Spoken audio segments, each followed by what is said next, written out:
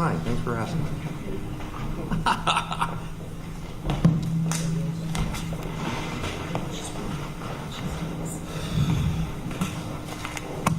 Set, Joanne? Yes. Okay. All right. Let's call case 2018 CR 157, State of Ohio versus George Wagner III. Mr. Wagner, in the last 4 months, we've been having these monthly meetings, check downs to make sure we're prepared for trial. In the first 3 months, I often would huddle up with the lawyers back in chambers. That was a much more informal way for me to get up to speed and learn a little bit about people's personalities. Lawyers can talk more frankly when they're not on a record. I didn't think that that was the best way to do it, but it was the appropriate way to get me up to speed. But in doing that, I would recognize that you don't get to participate, and you get to participate. You're supposed to participate. So I didn't break any rules, but the priority or preference to have you involved at all times is why today we start with everybody in the same place at the same time.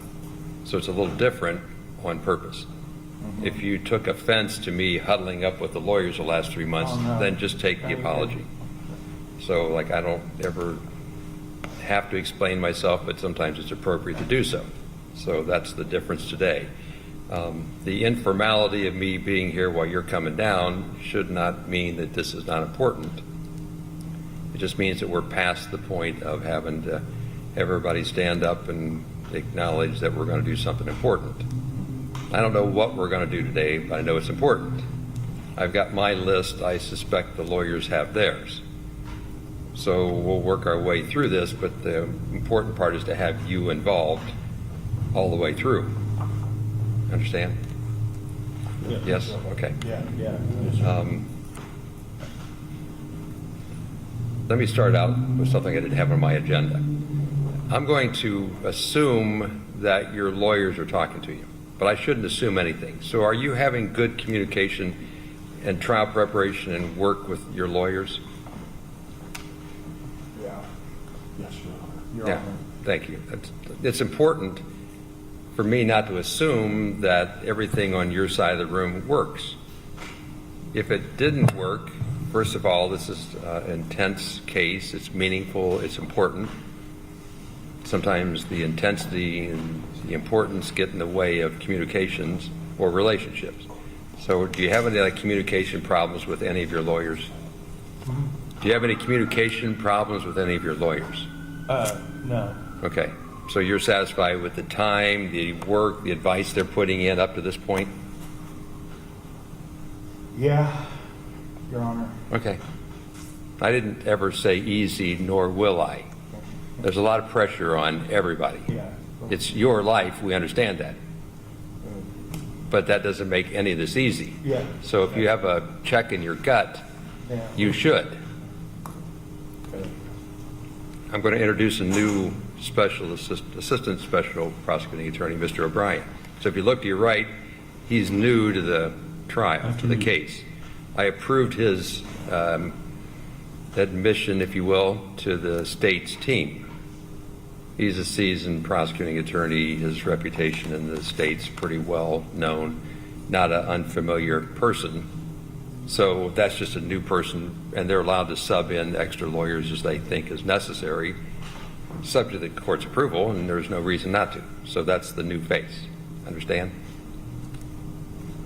Okay, that makes sense. All right. Now, for benefit of the record, I need to acknowledge the victims are participating. The court's not responsible, the state is. So I look back there and I see people sitting in the victims' seats. So for benefit of the record, they also participate because they have a right to. So that sets the stage for everybody's where they ought to be at this time. So now we're going to have just a discussion about what it takes to get ready to bring this case to the trial stage. So I'm just going to kind of lean back, take notes, ask questions, poke at people, and have a conversation about what it takes to be ready. Understand? Yeah. Okay. So when we last left off, Ms. Konepka was going to give a full disclosure of witnesses for the state and then also a realistic pared down version. So how's that process for the state? Your Honor, I provided that witness list. I believe October 21st is the date that I have. I provided a list that had 357 or some witnesses. That is not the pared down list. And then I also provided a pared down list with little notes to the side about this person responded to this scene or whatever, just to kind of even give them further help on that. So that was completed. Okay. Do you have a realistic understanding, plus or minus whatever your margin of error is, about the number of witnesses who will actually be called? 50. Some much shorter than others. Mr. Collins? And Your Honor, that may go lower depending on, we are in the process of talking about stipulations, so. Yeah, thank you. We're going to be of a different mindset than the trial that was before us. Okay. So 50 or less? Yes, Your Honor. And nobody's getting committed or locked in. I'm trying to make sure we're where we ought to be 6 weeks out. Was there also like any additional or new discovery that was provided? Something new that you didn't know about or wasn't previously provided? In regards to the venue, Your Honor? No. I'm talking about substantive evidence. Sorry. No, there's not been anything new. I think that's right, Mr. Hayes, Mr. Collins. Like, did you see anything new? I don't believe there's been discussions where there's necessarily anything new from the other trial. There were discussions at one point in time about trying to obtain pretty much the evidence logs of the first trial. You know, the discovery in this case, it was produced years ago, and it was produced kind of in different segments that wasn't as... There wasn't a felony trial notebook that I could just copy. It was a hodgepodge of different evidence at different times, and it was hard to connect the dots, and it was, we went back and forth whether we had everything or not, but it was difficult in the way that it was compiled. To assist in this next trial, it'd be advantageous to say, this is what the state intends to introduce as far as the evidence, to make sure we do have that in the original discovery, as well as, you know, if they're going to mark that the same as the first trial, just knowing what everything was, it would help facilitate. You know, my fear is we're in trial. I'm not sure if I've ever seen this before. I don't know if I've had this. So if we did have somewhat of a general list, and we can kind of sort that out, that would help, I think, move the trial along. Ms. Canepa? I don't have a problem doing that, Your Honor. I need to refine that list and clean it up, I guess.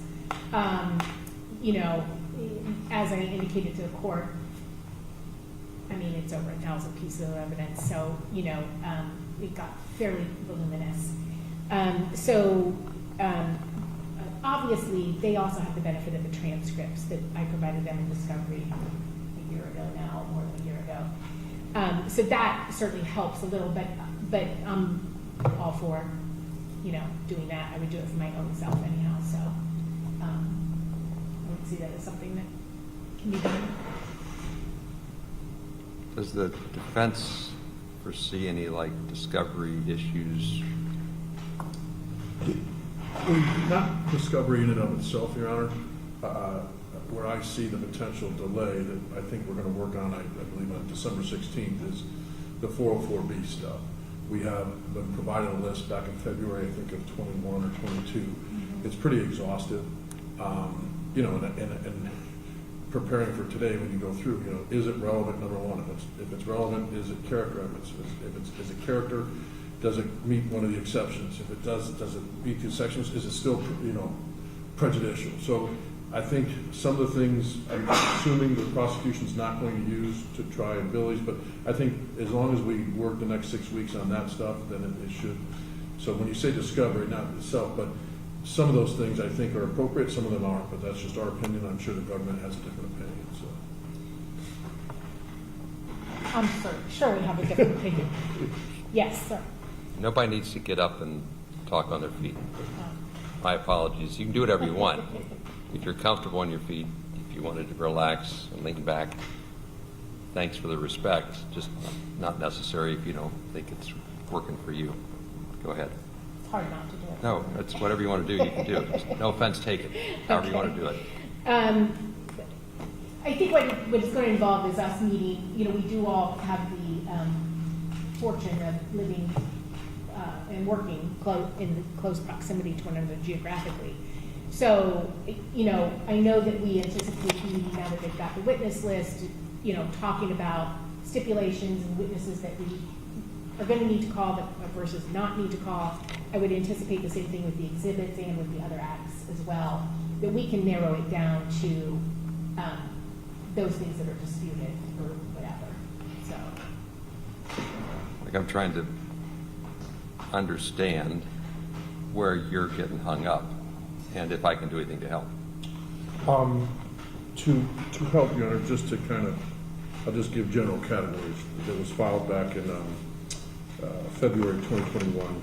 There's stuff that specifically goes to Jake, stuff that specifically goes to George, stuff that specifically goes to Angela, and stuff that specifically is alleged of my client's other acts.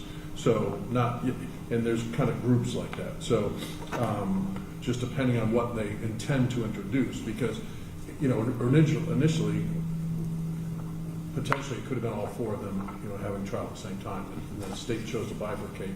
So so then it's always been a question of, hey, what are they going to use on our client, or try to use on that. So that's kind of the concept. Did that help?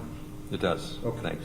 Like we might be sorting this out in the middle of the trial, like we always do. Potentially, yeah. Like I would expect that. Yeah, we probably will. I just don't want to have to do the ones that really, are cut and dry, that you feel one way or another, perhaps in advance. So. Mr. Hayes doesn't know me well, but I'm relatively certain he doesn't want to see an interlocutory appeal. Nor does any lawyer want that. Unless, of course, you need it, then you find a way to get it. Okay. With regard to discovery, is there anything else the defense wants to bring up? No. How about the state with regard to discovery? no, Your Honor. I think we are, as far as the state is concerned, have provided everything that we should. Obviously, we have an ongoing duty to continue to do so, which we would absolutely continue to do.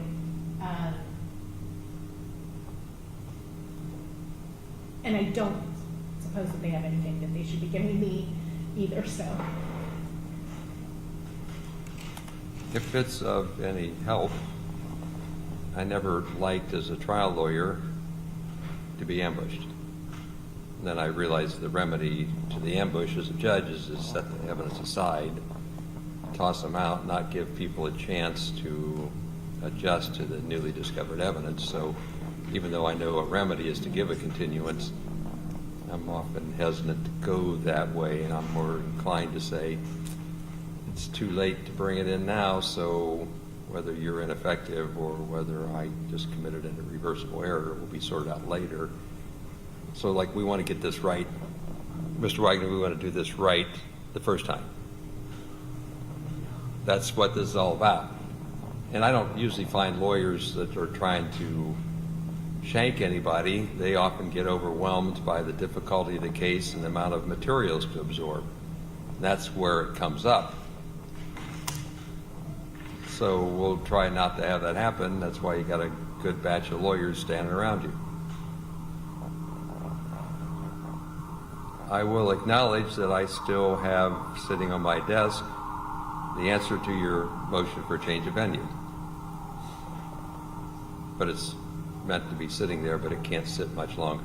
So I'll let that get filed when it seems like we're closer. I knew I wasn't going to file it before today. Like I'm still learning, I'm still processing the whole litany. There were copious amounts of expected motions that the defense filed in response to the specification for death. And I think the last representation from one of the defense lawyers was most of those are being withdrawn because they were filed in anticipation of being thorough. So you want to talk in that regard, Mr. Hayes, whatever, Mr. Collins? I don't care. I think hypothetically, Your Honor, they will be withdrawn once we get to a magic point of not needing them, so to speak. I don't mean magic in that way. Yeah, and I believe that will hopefully happen before the December status conference or motion hearing. So I think that is that's our intention, Your Honor. It's our intention to withdraw them unless something comes in sideways. Does that sound right, Mr. Knepper? Does sound right, Your Honor. Very close, Your Honor. Okay. From my first event, I've heard the discussion, the negotiations about writing an appropriate agreement with regard to whatever it is you're trying to agree upon. So how are we working on your agreement? Your Honor, as this court knows, or I think we brought to the attention, and I don't think anyone will dispute this, the agreement that we're trying to fashion, there's not really a template for it. And, you know, we're trying to accomplish certain legal realities, and it's, you know, just a matter of wordsmithing it so that both parties are satisfied that if an event happens, we're in the position that we need to be in. And so it's, you know, we're working on it. We've done back and forth. You know, but we're not there yet. Conceptually, we have agreed. Conceptually, we agree. So that's tactfully vague, but I won't let it go. So now tell me what you're trying to do with more specificity, because I want a more specific record. I believe as a group we're trying to achieve the concept of nobody is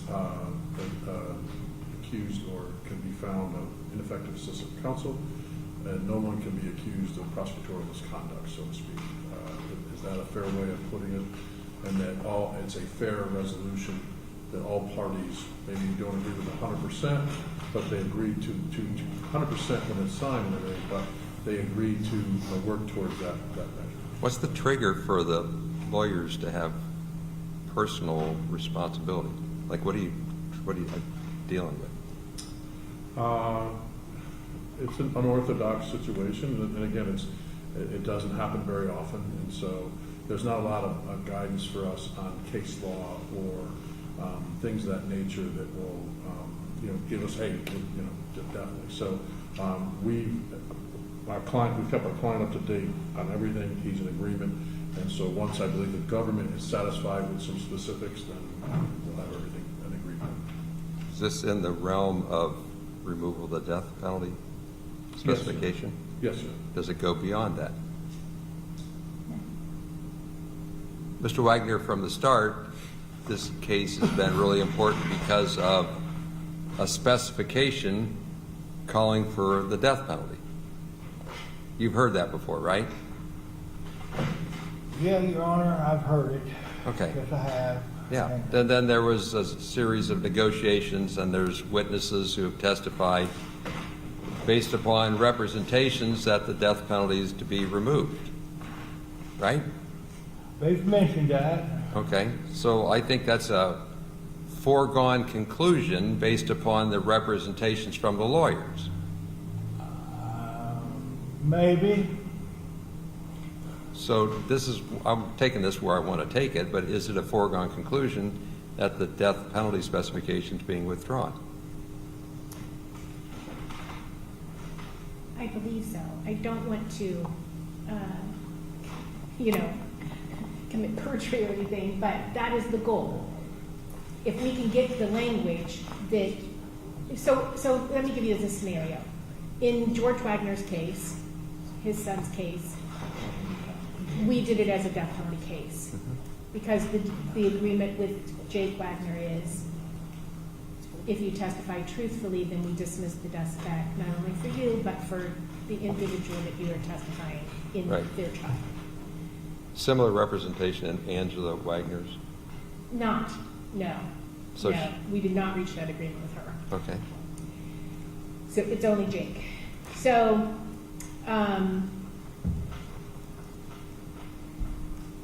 in that scenario, the state and the state alone decides whether or not they're satisfied that Jake Wagner appeared and testified truthfully, right? Because we don't dismiss the death sentence unless we believe that to be true. In this situation, we're trying to fashion it so that we dismiss it ahead of time, again, for the mutual benefit of the parties. The unorthodox that he's talking about is they have to waive double jeopardy and speedy trial as to the death specs. We have to dismiss it ahead of time, and we have to have enough assurances that if things go sideways, which I don't think any of us actually anticipates happening, but if that event were to occur, the state has to feel confident that it will have that same ability to make that decision, that whether or not Jake Wagner has fulfilled his end of the bargain, right? So, as Mr. Collins said, I'm unaware of anybody else doing this on the planet. Now, maybe they have, I just don't know that. But that's the challenge. And we're both sides are trying earnestly to fashion an agreement that accomplishes, confidence in the agreement that we get, that it's accomplishing what they need to do, it protects their clients' rights, and, the state protects its rights as well. Anything else? Thank you. Anything, Yes. Mr. Collins, Mr. Hayes on that? I think that's a fair assessment, James. We appreciate you asking about the concept.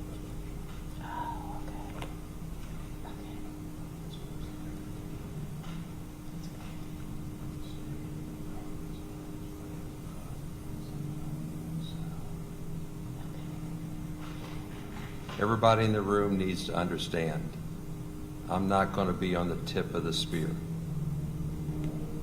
Like, my patience has been necessary and appropriate, and I'm not going to micromanage the lawyers. But what you're telling me is no different than what I heard in September, and I believe everything you just said. I have full confidence you can get there. When you don't get there, and I become the tip of the spear, the first person that says something about needing more time to prepare a case that's not going to have more time to be prepared puts everybody in the room in a really bad place, because everything that hasn't been done based upon the representations and assurances that we would get there then becomes a powder burn on everybody's face at Mr. Wagner's expense, which we're not going to do. Now, you're working, I appreciate this. I know I got good lawyers on both sides of this case. It's a pleasure, but I'm not going to let this case become me on the tip of the spear. The court system isn't designed to take responsibility when negotiations appropriately break down. We are months and months and months behind where you would be on a case that goes to trial with a death spec. I understand everything you're saying, Judge, and so that there's complete disclosure. At a prior time, with a prior judge, we were told, we were guided to stop litigation because of cost issues. So that would be the only issue. Potentially, if the agreement doesn't work out, however, I can make adjustments on that as well. With our experts, so to speak, and things of that nature. So. Yeah, I'll circle back to that, I hope.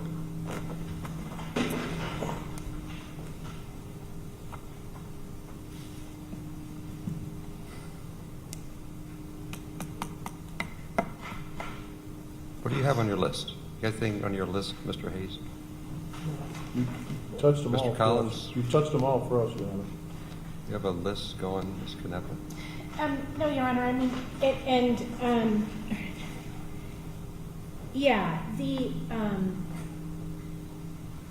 We have another hearing set December 16th, currently. And obviously, 100% respect the court's, I guess what I'm saying is, I think at some point, we're going to have to issue summons for jurors in this case. And so, I don't know if December 16th is early enough. I mean, if that gives us enough time Oh, no, with the there's- January 3rd court date. Thank you for the suggestion. Well, I'll have my venue decision before then, if that's what you're looking Okay. for. Okay, No, I'm not waiting till the 16th. okay. And, you know, we'll work on jury questionnaires and stuff too. I mean, all those things that we Sure. indicated, so. Okay, thank you, Anna. No, it's very tactful. Maybe unexpectedly tactful. Maybe I don't want. That's right. I'm sure that came from Mr. O'Brien. I don't want to rush the court's decision. Who, for the benefit of the record, has sat here for 40 minutes and not said a word, which is That maybe a first time in ever. That is a world record, Your Honor, and so the record's clear, Mr. O'Brien was not just a good prosecutor, he was a good defense attorney too, as he co-counseled the case when we had discussed it like that, so. And there is no conflict in any way, no conflict, anything like that, so, but he's an outstanding prosecutor and defense attorney. Funny that his bio didn't reflect any defense work. That's fairly recent, Your Honor. Okay, I would like to make some record of negotiations with regard to pleas. I'm not suggesting anybody should plea Mr. Wagner, but there's a legal duty that if there's offers made by the state, that they be communicated to you. So I always, you'll hear me do this again, ask the lawyers if they've had negotiations. If there were negotiations, have they been communicated to you? Because hindsight is 20/20, and everybody wants the deal after it left. Once the horse leaves the barn, they want to ride it. It's too late. So I'm going to ask the state if they've made any plea offers. Just go yes or no. Maybe, If you can. Yes. You want to own this? it may be more Go with it. clear. Your Honor, it's been given to us that they are, the government is always willing to listen to a potential plea, but we would have to bring that plea to them. The government has engaged us in different concepts of different possibilities, but it had to be firm from us to them before they would ever go to the victim's family to determine that.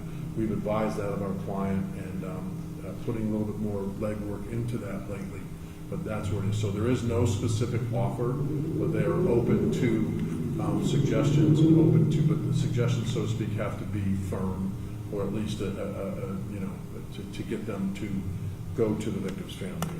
I think that's kind of captured the negotiations back and forth so far. Is that fair? I think that's fair, yes. We've talked about flat time, we've talked about other things, we've talked about different concepts, comparing and contrasting. And then each time we give those concepts to our client, he sometimes is very frustrated with us. So, but we believe that that's our ethical duty to continue to do that, regardless of. Well, 100%. That's why I'm going to make sure Okay. that your ethical duty is covered on the record, so you don't have to try to fish through otherwise confidential files and decide whether you can disclose, because the answer is yes, but you got to be in a forum you don't want to be in. So, like, we're not going to go there. Understood, Your Honor. Like, that's for your benefit and your clients. Explain to me, if you could, in this evolving area of law, what you think your duty is to the victims. Now, this is for you folks back there, because I said the last go around that the state's attorneys don't represent you. That's not a new concept. You should have heard that like 100 times already. But I don't know what it means to the states. You get the benefit of hearing what I get to hear. So go, if you would. Your Honor, I'm sure the court is familiar with the law surrounding victims' rights, and as a prosecutor, I am required to make sure they know hearings. I am You know, I am required to consult with them anytime I'm going to resolve a case. I am not bound by their wishes. But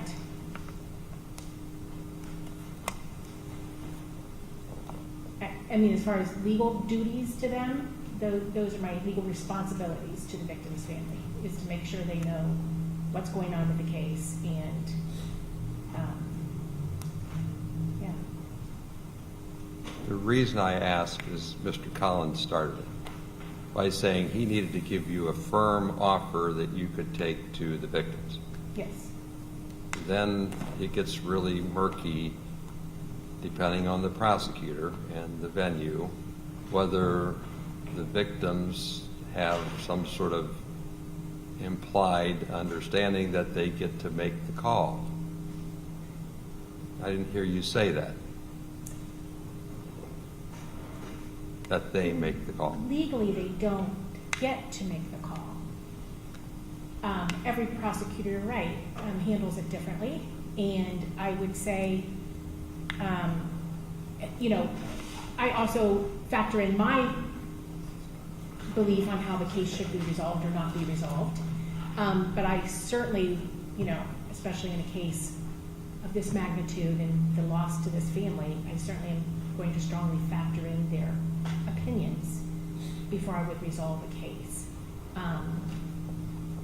You know, it's different, say, right? Like if you have a rape victim who's going to have to go through the trial and be on the witness stand, and if, you know, that person, that individual is willing to go through that, that's a strong testament that I should do it too. You know, if she doesn't want to, or if they don't want to resolve it with a lower offense. All to say, Your Honor, it's, as a prosecutor, I feel that I should factor in their opinion, absolutely. But they do not get to determine whether or not the case is resolved in any given fashion. Thank you. So this is me yakking at all you folks. Understand that you have constitutional rights, as does the defendant. And in some respects, they differ in their quality. So what the prosecutor just said in a nice sort of way, or what I think she just said, is she's going to communicate, try to meet your expectations. In the end, it's not your call, it's hers. Now I'm going to build on that a step further. Because what the prosecutor might say to me, or what the defense lawyers might say to the judge, equally isn't the outcome of the case. Like there's mutual recommendations that often come out of plea negotiations. And that's fine and that's appropriate. And my personal philosophy has been to not upset the card table when everybody deals the deck they want. So I think only one time in my life have I ever refused a plea agreement for what I thought was really good reason. That doesn't mean, however, that the lawyer should think I fell asleep and did exactly what they wanted. Maybe I'm talking to them and staring at you. Their recommendations are really important, but they aren't binding on the court. So they can both say the same thing and I can go a different route because judges are supposed to have their own independence. Now that applies in this case. It's equally applicable in the companion cases where I'm staring at plea agreements that have mutual recommendations that are helpful. I'm just trying to set the stage that nobody should assume anything moving forward. Mutual recommendations can be softened or hardened depending on how they play out. And I don't do this because I think I have the luxury. I say this because I have a duty to tell you of my independence. Statutory requirement, constitutional requirement to consider everything that's said by anybody that's relevant and then follow the law. not do what my personal belief might be or my own fancy, but to follow the law. That's how we get there. Imperfect as it is, it's how we get there. So Ms. Canepa did a nice job. She set the stage for me to tell you she's going to work really hard. She'll try to represent your interest. And whenever it breaks down, if it breaks down, it's because at some point in time it's expected to or it's appropriate that it does. But her legal duty is to tell you what the heck's going on. So when I started this whole affair out by talking to Mr. Wagner about cutting him out of the private discussions in chambers, I did the same to you folks. Purposefully, and that's why we're not doing it that way today. We're going to get as much out in front of everybody so there is this effective communication that takes the burden off the prosecutor to try to tell you what the heck happened. What else do you have? Anything from the defense? Mr. Hayes, Mr. Collins? Oh, yeah. Ms. Canepa? No, Your Honor. Dare I ask Mr. O'Brien if you have anything to say? Your Honor, I think you know more about the case. Actually, I have a benefit because the wiretaps that were done in this case were issued in Franklin County. So as the applicant on the wiretaps, I have familiarity with the case prior to being appointed. But based on what I know so far about the trial aspect, I don't have anything additional. So here are the orders coming out of today's hearing. On representation by the state of Ohio, the death penalty specification is dismissed. The case proceeds without that specification. All of the defendants' pending motions are dismissed because most of them were focused upon the death penalty, and then also the lack of anybody prosecuting the motions. I tried to make a record a long time ago, tell me what you need to do. So for benefit of the record, it's not the judge didn't get his work done, it's he wasn't given the work to do. So all your pending pretrial motions are gone, the death penalty specification is gone, the death penalty specification is gone. I'm not on the tip of the spear. I understand, Ms. Canepa, your dilemma. Only to compound the dilemma, will I now tell you that I'm going to proceed to sentencing in advance of trial on the other cases. So I'm proceeding to sentencing. I'm going to ask the court staff to have Angela Wagner, the other Wagner case, set for sentencing. I'm done waiting. Okay, I'm well, done. obviously, you know that I will be objecting to every single thing that you just said, so. Totally should. I didn't expect to make anybody happy. Your Honor, you can't dismiss a motion. We have not dismissed the specifications. We have not made a motion to dismiss the specifications. And if you think I have to have motions, nothing would ever get done. I'm not trying to run this case until I think it's necessary for the court to run the case, not hear continued representations that we're going to get this thing negotiated when I'm now at 4 months waiting for something that was inevitable that has never happened. So in my impatience, I'm going to lead. And that's how I'm going to lead. And the nice thing is I told you this 3 weeks sooner than I maybe had to. So I don't expect you to agree. You can have all the objection you want. To disagree is what you expect. Because if you sentence the defendants, what happens legally to the state's ability to enforce their plea agreements? Tell me why this, I know the answer, so do you. And it's found in State versus Gilbert. Okay. We all know this. And so you're going to knowingly do that on a case where those two admitted to plotting for 4 months to kill 8 individuals, most of them while they slept. I know the facts of the case. Thank you for the transcript. The problem is twofold. Well, we're not going to trial on January 3rd then, obviously. No, you have this. You can't dismiss suspects without a motion by the state. When there is more than sufficient evidence to support a death penalty specification in this case, because we have got the testimony, sworn testimony of his 2 co-defendants, that he participated and personally killed 3 people. So the court has no basis to do this, no legal basis to do it. Now, when I start talking, can we assume that you won't? I get that you're upset. You don't get that the court's been hearing representations for months about the quality of your case and the cooperation of the state's witnesses that I'm getting ready to sentence, and their truthfulness, and that they're all locked in the bag, ready to go, solid case. The fact that you'll have this plea agreement worked out was supposed to have been done shortly after September, shortly after October. Every time we've met, I've asked and heard you represent, we're getting there, we're getting there. It was like somebody played a record today.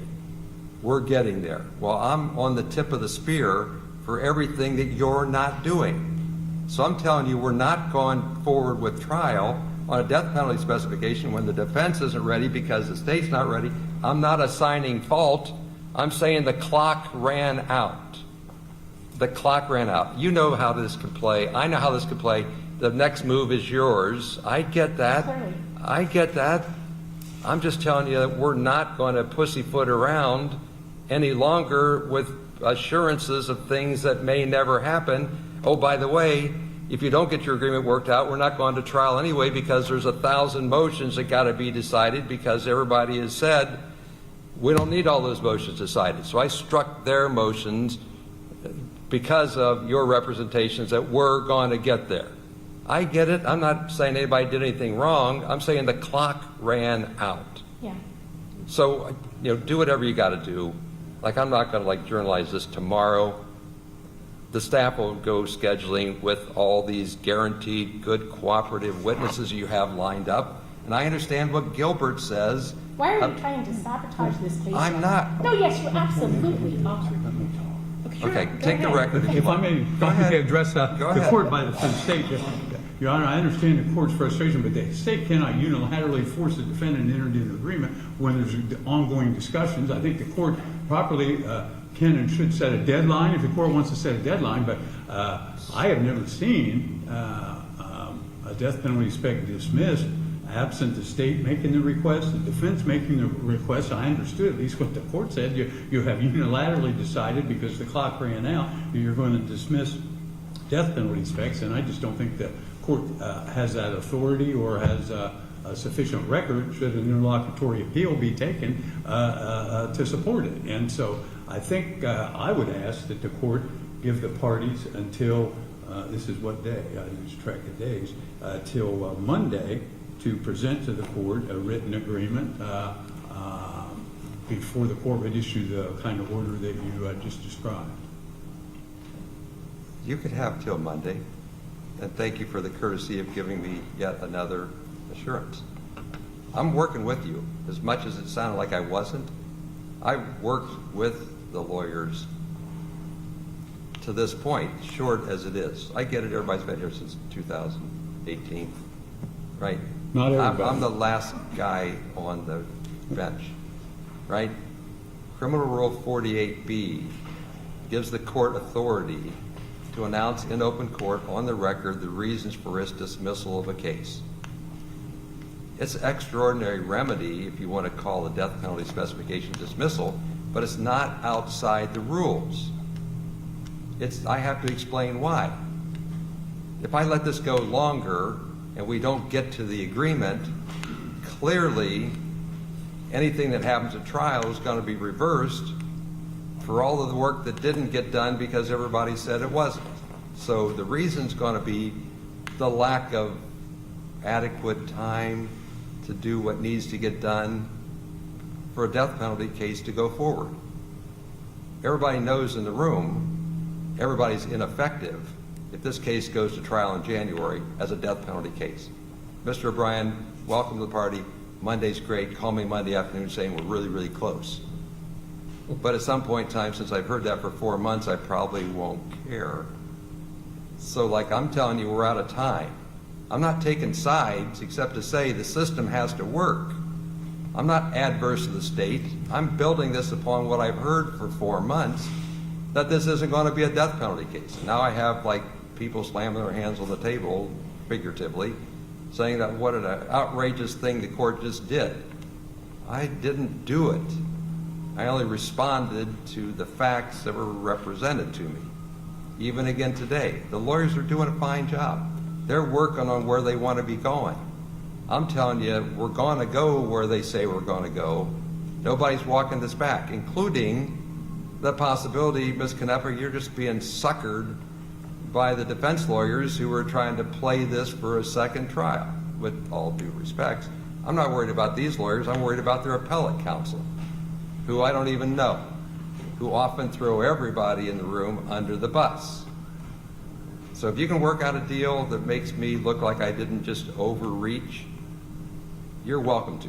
But Rule 48B is the duty of the court, the authority of the court, to dismiss charges. Based on merit. I just gave it to you. That's not merit. No. You don't like the merit. So let's just agree to disagree. Let's just agree to disagree. Prior to today, did the court give the state or the defendant a deadline on this agreement? Prior to today, did the court say, if you don't have a defendant's agreement, which is, again, an unorthodox thing, you're going to dismiss the death specifications unilaterally? Prior to today, was there any thought of sentencing the defendant? What is the court's reason for moving forward with sentencing on the defendant? I don't owe on anybody co-defendants? anything except to finish cases at my own discretion. I understand you don't want it that way. I understand that you would like to have witnesses. Plea agreements were constructed before different courts who indicated they would abide by that. But now again, because you're the new judge in town, you come in here and you undo our prior agreements with different counsel that aren't even in the I didn't do courtroom. anything. You're I telling only me told you. You it's know a- the ramifications of sentencing the co-defendants in this case. Of course I do. Then why aren't you ahead of prevent me? them from being witnesses for the state because they can say, I'm not testifying. You're the one that said you had them all packaged up and ready to go. Now, I don't Under think... the agreements, Your Honor, that you are seeking to undermine. And you think No, this is funny? no. There were 8 people murdered in the middle of the night. How about we agree that you've been telling me for months to look for something that may not ever happen? I'm telling you we're not going to go forward with a trial when everybody in the room is going to be ineffective based upon your representations and the defense's reputations. Not like the state did anything wrong. But the state We is are being not... punished for it. You have this habit that's annoying. It's conversational talk. I get it. I understand completely how this puts you in an awkward spot. So Awkward? let's just agree to disagree. I'm telling you, we're going to get decisive and we're going to get done. I think the court is demonstrating complete bias in this case. Of course you would say that and I don't have any bias. No. I have a duty to get this case done. You Well, don't if I have- understand correctly, the court has given us till Monday to present this agreement that is yet to be produced, in which instance the court separating out the Gilbert issue, would the court still be sentencing if that agreement is presented, the co-defendants? I don't think the public understands that we're actually supposed to put in a certain order in how things get done. But the public does perceive delay. The public does see the courts as an institution of glacial movement. Now, I'm not saying that's wrong. There's a lot of intense work that has to get done to get cases to the trial and to the finish stage. I suspect everybody that's a victim wants to have a chance to tell me the hurt, the pain, the ramifications, and for years and years and years, they've had to wait. I suspect it would be cathartic, healthy for them to be able to finally speak, but they have to wait too. So the day for waiting is done. I can revisit on any occasion any part of the case that's necessary. I haven't made my mind up on what anything should happen is. I told the victims I'm not bound by what the lawyers agree. Never have been, no court is, unless the plea agreement encompasses a contractual understanding, which I don't think happened. So I'm not going to like go making decisions today on what I'm going to do with regard to sentencing, but I am going to schedule sentencings in advance of this trial. And then if everybody works out something, I can rethink, as I'm supposed to, in real time, what's appropriate under the facts. Under the circumstances and facts today, there can't be any more time for promises. It's put up or shut up time. I'm not biased here. Like, this cuts both ways.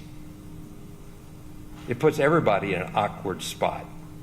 But it's not about being happy, it's about being efficient and thorough and seeking finality, which somebody lost years ago because there's a lot of intense work to do. I get it, there's a process to go through. But this can't keep going the way it's not going. So I appreciate it. Work on it. Nail it down if you can. Like, I'm not interested in anybody getting sued for being ineffective or having ethics issues. That cuts both ways. I just put the defense in a bad spot, and she's arguing your case. Like, good luck if we try this case of the death penalty spec, because you're going to be screaming louder than she just was about the great injustice that just happened. So thanks to the lawyers, thanks to the court staff, the court reporter, we can go ahead and go off the record. Those will be the orders. Thank you, Your Honor.